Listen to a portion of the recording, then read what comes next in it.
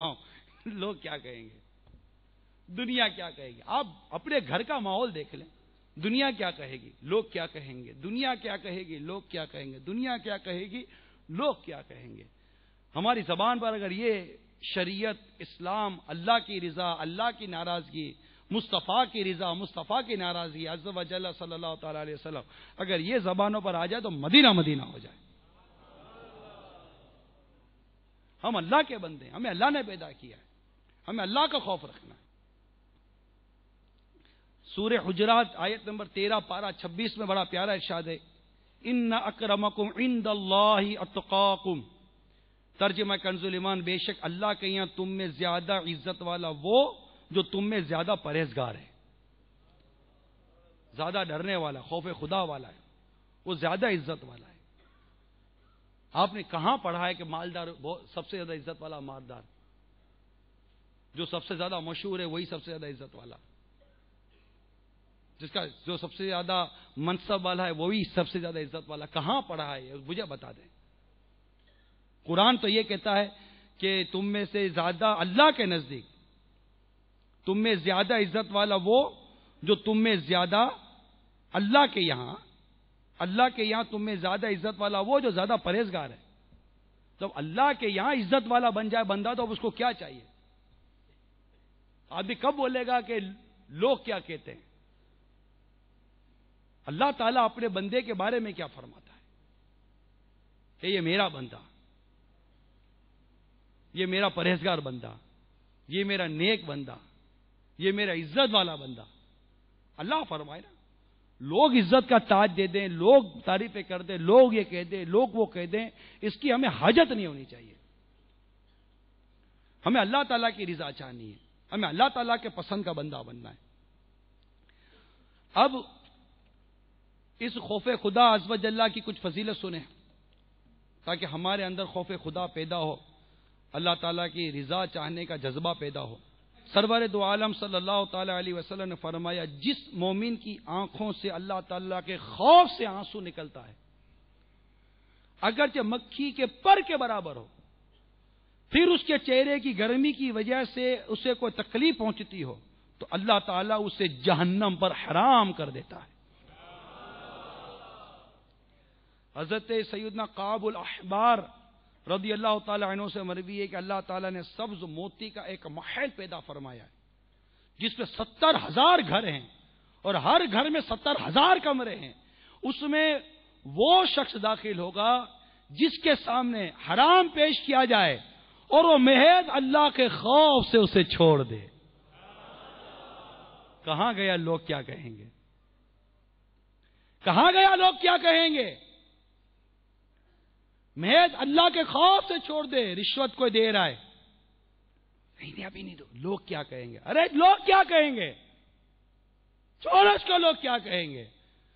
محض اللہ کے خوف سے کہ ایک شخص حرام کی طرف بلایا جا رہا ہے، اس کی طرف حرام آ رہا ہے اور وہ حرام چھوڑ دے، یہ کہہ کر میں اپنے رب کی رضا کے لیے چھوڑتا ہوں، تو جو اللہ کی رضا کے لیے محض اللہ کے خوف کے سبب سے اس کے سامنے جو حرام پیش کیا جائے اس کو چھوڑ دے، اللہ تعالیٰ اسے جنت کا وہ محل عطا فرمائے گا جس میں 70,000 گھر ہیں اور ہر گھر میں 70,000 کمرے ہیں۔ یہ جنتی محل ہے، یہ خوف خدا والوں کو ملے گا، اللہ کے خوف سے حرام چھوڑنے والوں کو ملتا ہے۔ لوگ کیا کہیں گے نہیں۔ تو اب یہ کانسیپٹ ختم کرنا ہے۔ کون سا؟ آپ تو کہہ دو، لوگ کیا کہیں گے؟ یہ بولتے ہوئے بھی بندہ سوچتا ہے، ابھی زور سے بولوں گا لوگ کیا کہیں گے۔ لوگ تو عجیب و غریب کہتے ہیں، لوگ کیا کہیں گے کہ چکر میں جائیں گے۔ لوگ تو عجیب و غریب کہتے ہیں۔ اگر قافلے میں 12 ماہ کے لیے جائے تو لوگ کہتے ہیں بیوی بچوں کا خیال نہیں کرے گا، پیچھے گھر بار کو نہیں دیکھو گے۔ 12 ماہ کے لیے قافلوں میں جا رہے ہو، 26 ماہ کے لیے قافلے میں جا رہے ہو، پیچھے گھر والوں کو نہیں دیکھو گے۔ اور اگر یہی 12 ماہ کے لیے 2 سال کے لیے کاروبار کرنے کے لیے، نوکری کرنے کے لیے دوسرے ملک جائے تو جاؤ جاؤ بیٹا جاؤ جاؤ، ہم ہیں نا پیچھے، کوئی بات نہیں، ہم ہیں نا پیچھے تمہارا گھر دیکھنے کے لیے۔ لوگ کیا کہیں گے؟ لوگ یہ کہتے ہیں مسجد میں بیٹھو تو لوگ کہتے ہیں مولانا اتنا بھی اللہ اللہ نہیں کرنا چاہیے، تو دنیا کا بھی کرو، تو دنیا والوں کو بولو کہ اتنی دنیا نہیں کرنی چاہیے، کچھ اللہ اللہ بھی کرو۔ آؤ مسجد میں، تم پورا دن بازار میں بیٹھو تو تم اچھے، اور اگر کوئی مسجد میں بیٹھے تو برا ہو جائے گا۔ اعتدال رکھے، میانہ روی رکھے، اور ویسے بھی جتنا جہاں رہنا ہے اتنی وہاں کی تیاری کرو، جتنا دنیا میں رہنا ہے اتنی دنیا کی تیاری، جتنا آخرت کا سفر اتنی آخرت کی تیاری۔ عقل مند کون؟ اللہ کا ذکر زیادہ کرنے والا عقل مند، یا اللہ کے ذکر سے جو غافل ہے وہ عقل مند؟ عقل مند کون؟ عقل مند تو وہی ہے کہ جہاں جتنا رہنا اتنی وہاں کی تیاری کرتا ہے۔ آپ یہاں آئے مگر آپ یہاں کے نہیں ہیں، ایک تعداد ہے جو یہاں کی نہیں ہے۔ یہاں آپ کا رہنے کا انداز اور ہے، مگر جہاں سے آئے ہیں نا وہاں کے لیے سوچ اور ہے۔ آپ یہاں پر کما رہے ہو مگر یہاں کے لیے نہیں، وہاں کے لیے۔ آپ کما یہاں رہیں، رہ یہاں رہیں، لیکن یہاں کے لیے نہ رہ رہے، نہ یہاں کے لیے جی رہے، نہ یہاں کے لیے کما رہے، نہ یہاں کے لیے کھا رہے ہیں۔ یہ جو کچھ کر رہے سب وہاں کے لیے کر رہے ہیں جہاں سے آپ آئے ہیں، جہاں سے آپ آئے وہاں کے لیے کر رہے ہیں۔ یہ عرب امارات میں رہنے والوں اور دنیا کے دوسرے ممالک میں ایک ملک چھوڑ کر دوسرے ملک میں سفر کر کے جانے والوں، آپ جس ملک میں رہ رہے ہو اس ملک کے لیے کچھ نہیں کر رہے اپنے لیے، آپ اس کے لیے کر رہے ہو جہاں آپ نے لوٹ کر جانا ہے، جہاں آپ نے لوٹ کر جانا ہے۔ یہاں پر کر کسر سے ایسے جیتے ہو جیسے قید خانے میں بندہ جیتا ہے، لیکن اس جگہ کو بہتر بنا رہے ہو جہاں کو پتا ہے کہ لوٹ کے جانا ہے۔ یہاں کچھ دن کی زندگی قید و بند کی گزار لوں گا، لیکن گھر جا کر عیش و عشرت اور آرام کی زندگی گزاروں گا۔ یہ تصور یہاں کے لیے تو ہے، لیکن دنیا اور آخرت کے لیے تصور کیوں نہیں جمتا؟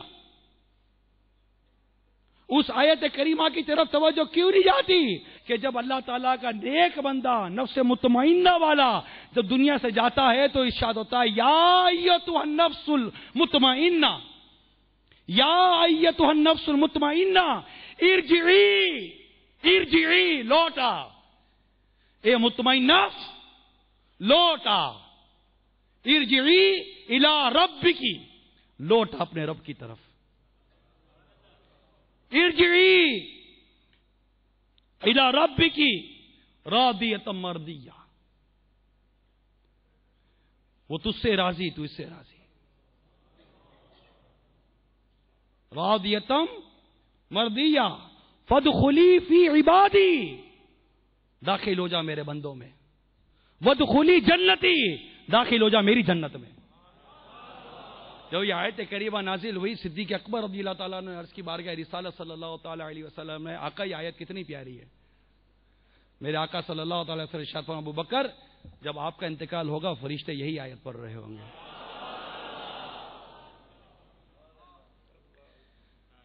میں نے خلاصہ عرض کیا آیت کریمہ کا، یا ایتھا النفس المطمئنہ، اے مطمئن نفس۔ یہ نفس کی قسمیں ہیں، نفس امارہ جو گناہوں کی طرف اکساتی ہے، نفس لوامہ جو گناہ اور بے باکی ہو جائے تو ندامت لاتی ہے، افسوس لاتی ہے کہ آئندہ نہیں کرنا، ہوتا ہے نا بات اوقات۔ اور نفس مطمئنہ یہ اعلیٰ نفس ہوتی ہے، یہ اعلیٰ نفس ہوتی ہے۔ اور جب ایسا متقی پرہیزگار خوف خدا والا عاشق رسول دنیا سے جائے تو یہ صدا ہوتی ہے، یا ایتھا النفس المطمئنہ، اے مطمئن نفس ارجعی لوٹا۔